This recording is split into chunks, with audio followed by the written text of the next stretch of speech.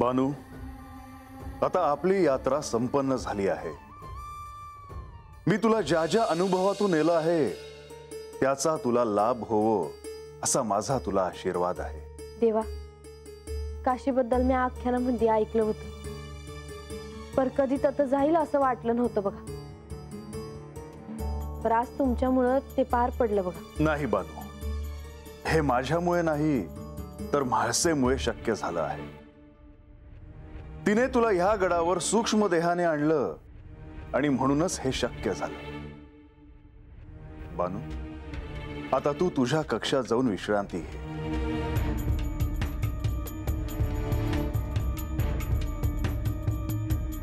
थांब बानू,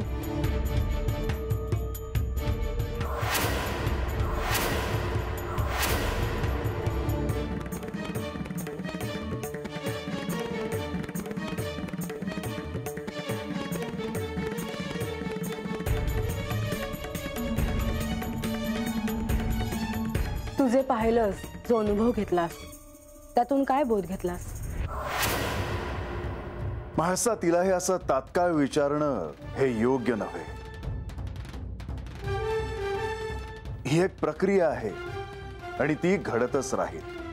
म्हणजे मी आता तिला काही विचारूही नाही का? देवी, मी सांगते, काशीमध्ये सती देवींच्या कानातला मणी जिथं पडला त्याचं मला दर्शन झालं।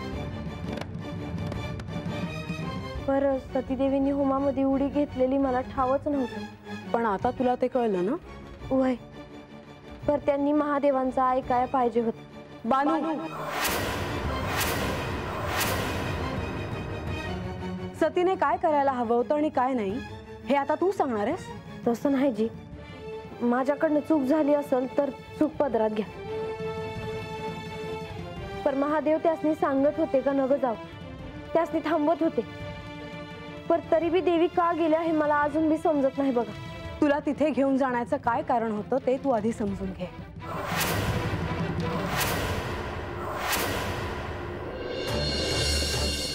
अगं बानू, त्या सची देवी काय म्हणतात त्यासनी सांग, तोच बानू आहेस ती। अरे आजा, हे काय विपरीत आहे म्हणायचं?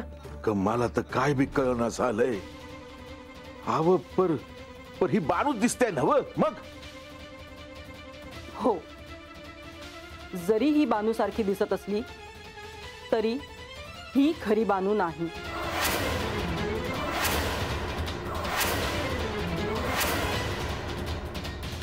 ही तिची आभासी प्रतिमा आहे।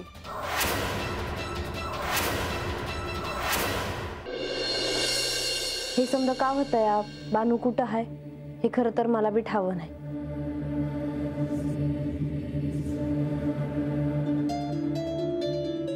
ही खरं बोलते,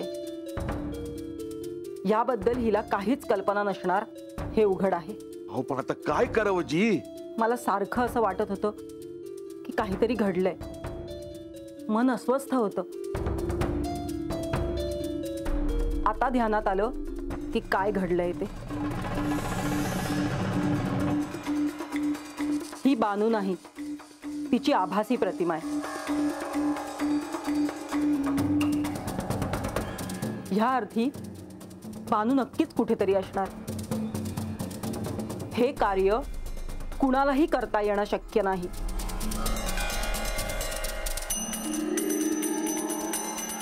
आणि हे कुणी केलंय हे जर का जाणून घ्यायचं असेल तर मला गडावर जावं लागेल।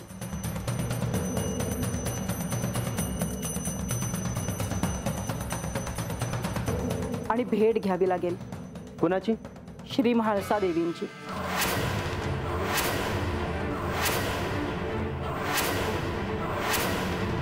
श्री म्हाळसा देवी आणि श्री खंडेराय ह्यांनाच याबद्दल निश्चित काय ते ज्ञात असणार। आता अधिक वेळ दौडून चालणार नाही।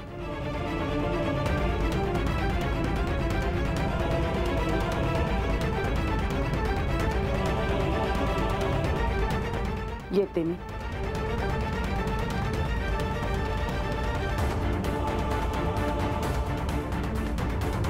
भाज्या आता आता काय करायचं रे? कुठं असाल आपली बानू?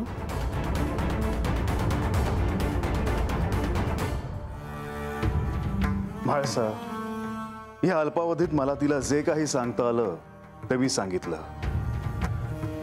हे खरं आहे की तिला सतीचे संदर्भ ठाऊक नाही, तेव्हा तिने जे मत व्यक्त केलं आहे त्याच्याकडे गांभीर्याने पाहण्याची काहीच आवश्यकता नाही. आजपर्यंत तुम्ही किंवा मी, आपण दोघांनी तिला जो अनुभव दिला त्यातून तिच्याकडून परिपक्वतेची अपेक्षा आहे. पण हिला जर काही समजतच नसेल तर सारं काही व्यर्थ आहे. असं नाही जी, माझ्या मनामध्ये जे आलं ते मी बोलून गेले. ह्या मोहरा असं नाही म्हणा. माझ्या समोर ह्यावेळी वेगळा प्रश्न आहे. बानूला तू गडावर घेऊन आलीस ते सूक्ष्म देहाने, आणि वाड्यावर जे आहे ती बानूची एक आभासी प्रतिमा आहे. त्यामुळे वाड्यावर काही गोंधळ उडण्याची शक्यता आहे.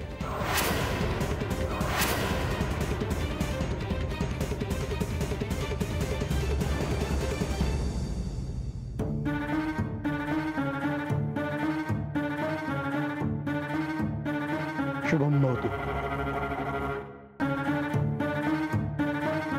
काही गंभीर घडले आहे का? आपली यात्रा कशी झाली हे विचारण्यासाठी आम्ही इथे आलो आहोत. माधवा, लक्ष्मी देवी, यात्रा उत्तम झाली. माधवा, शची देवींना मी जेजुरी गडाच्या दिशेने येताना पाहिलं आहे.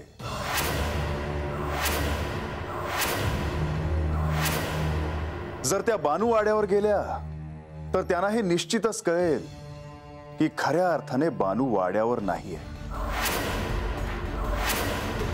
हो, आणि त्याचा त्या काय अर्थ काढतील सांगता येत नाही. मी आज सांगल त्यासनी असंच काय घडलं तर.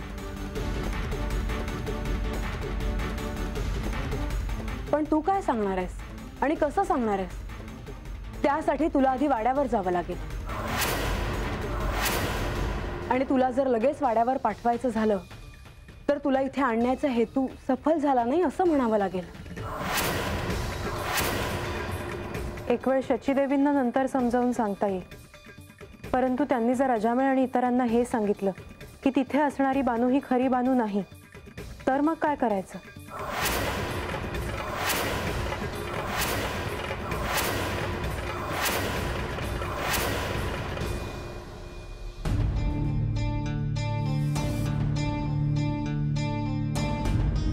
ह्या तर सची देवी आहे, तर कुठे चालल्यात काय कळलं झालंय. अरे पर त्या देवाकडे अशाच गेल्या तर प्रधानजी रागावतील आपल्याला. चल जाऊन त्यासनी विचारूया. देवी,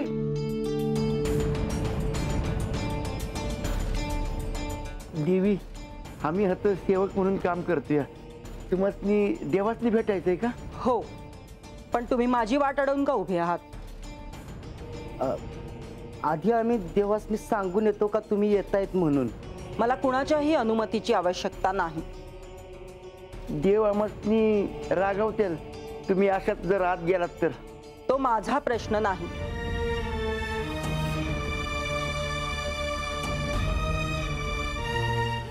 ह्या अगोदर आख्यानामध्ये महाराजांनी सांगितलं होतं का शक्तिपीठ म्हणजे काय.